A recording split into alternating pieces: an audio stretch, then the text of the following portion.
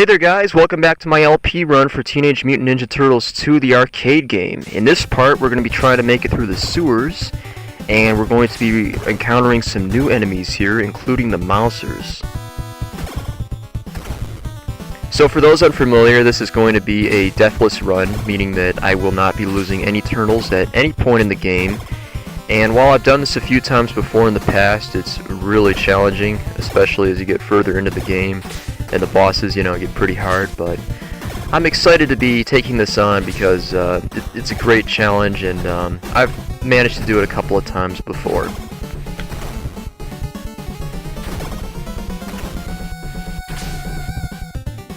Now, destroying these missiles is actually a very good idea if you want to get a few lives, because every time you kill one, you get a point, and there's actually quite a few of them down here, so it'll probably go quite a long ways towards getting you an extra life.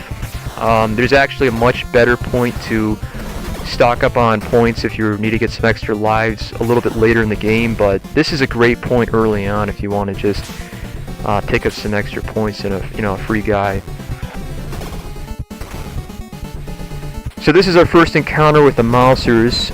There's not a whole lot to say about them. If you can kill them before they get out of the hole, they're much easier to deal with, but once they get out and they start walking around the screen, it can be a little hard to kill them before they attack you. They're very fast, so my recommendation is always use this double slash attack. Whenever you see a hole, just get right up next to it and just slash them every time they appear. If you do it properly, which unfortunately I couldn't do, you won't ever take damage from these guys. Normally, playing on a Nintendo, you should be able to kill every single one of them without ever getting hit. So they're kind of a non-factor for the most part, as long as you're proficient with the double slash. But if you make a mistake or something, you're probably going to have to deal with them.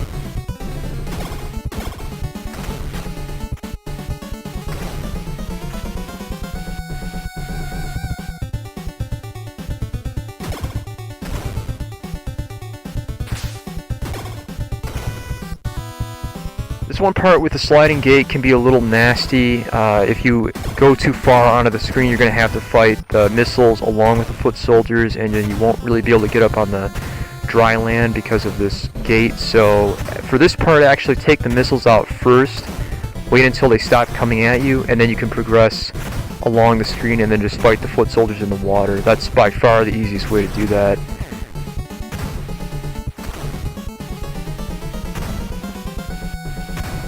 There were also some Ninja Turtles movies that were made during the early 90s.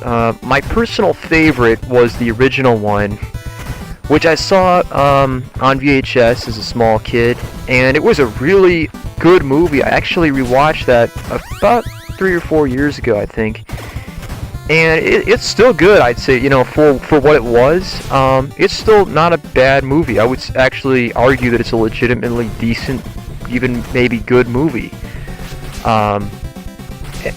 I don't think you can say that about any of the other Turtles movies. I think most of the Turtles movies are pretty bad, especially after the second one. I saw Turtles 3, and even as a kid I hated that movie.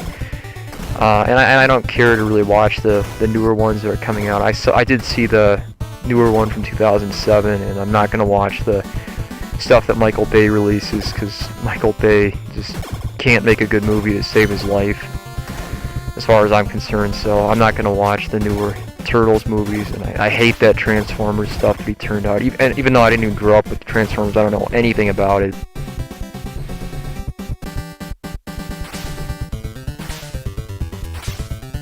So we are now at the boss of the stage, which is Baxter Stockman, and Baxter Stockman, if you thought Rocksteady and Bebop were easy, this guy is just a total joke. He has no real means at all of attacking you other than just to drop these Mousers around. Normally playing on a Nintendo, I probably would never even get hit by him, but you know, my control layout here isn't really the greatest. I'm playing it on a ROM, so I did take some unnecessary damage here in this fight, and in some other parts of the level as well. But he's very easy to kill. You just basically, I would recommend taking kind of like long jump kicks, going from side to side, so you avoid most of the mousers that way. And if you can, it's better, of course, to take out the mousers because it's extra points. Plus, they tend to get a little bit cluttered on the screen if you let them drop too many. But this guy is a really, really easy boss to kill, and actually he's kind of like the first of 3 really easy to kill bosses. We'll be taking on a couple more of them in the next part, but Baxter should not give you any trouble at all.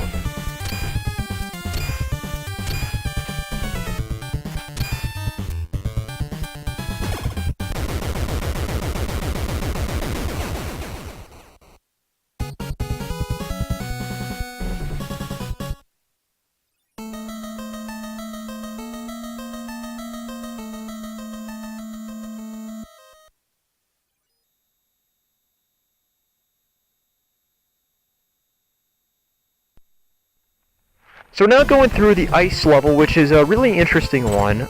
There's a couple things to be aware of from the start, which is that you want to go through this first part as close to the top of the screen as possible, because there's going to be a series of these balls that are thrown at you, and they can be a little bit random. They seem like they don't appear as much on the top of the screen, so my advice is to go to the very top of the screen, walk across very quickly, and then kind of get yourself up, you know, as fast as possible, and you'll have like a few foot soldiers you'll have to kill after that. But the balls are probably one of the most annoying parts of this stage.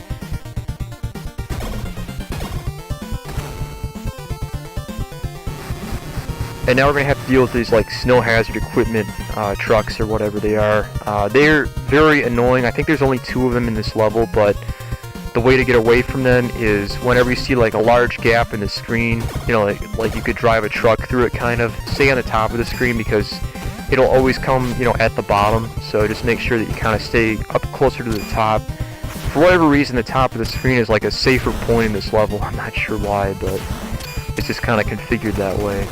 And then there's these snowmen who are really annoying. They're actually have a robot inside of them, but there is a very easy way to kill them, which is basically just to pin them against the screen and then just slash them. And you can slash the missiles, so they're not too bad. The problem is when there's, you know, several of them on the screen and they start firing multiple missiles, and then they can be a little bit harder to avoid. But for the most part, these guys are not too bad. They can physically damage you if they run into you when they're in the snowman form, but once they get into the robot form, they have no way of physically hurting you. So just pin them against the screen and slash the hell out of them.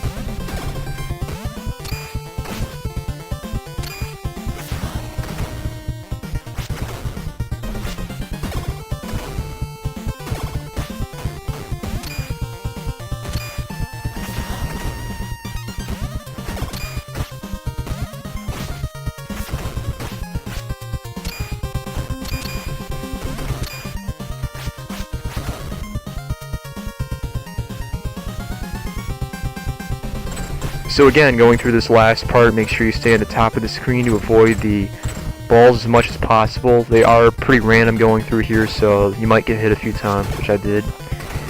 And then we just have a few more foot soldiers to take out before we get to the boss of this level.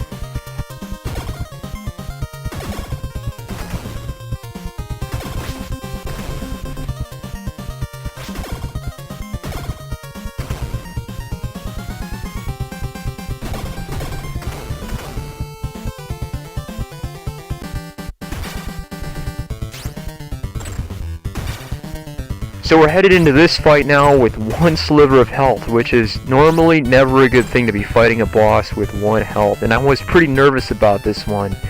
But thankfully we're facing probably one of the easiest bosses in the game. I believe this bear is called Tora.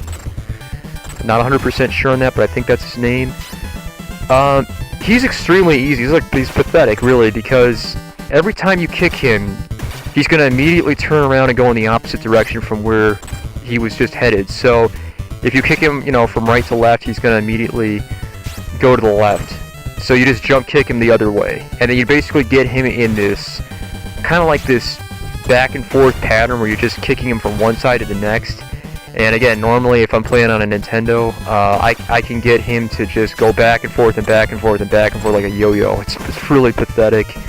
I can't quite do it here again because of the control layout, but he's super easy. I mean, he should never hit you once you understand how to beat him. He's probably either the easiest boss in the game or the second easiest boss, really. I mean, this guy is just an absolute pushover.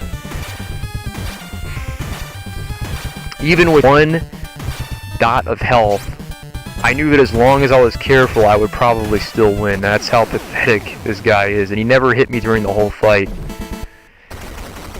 So then you destroy the little module he has here, and somehow that turns everything into spring. Go figure there, but...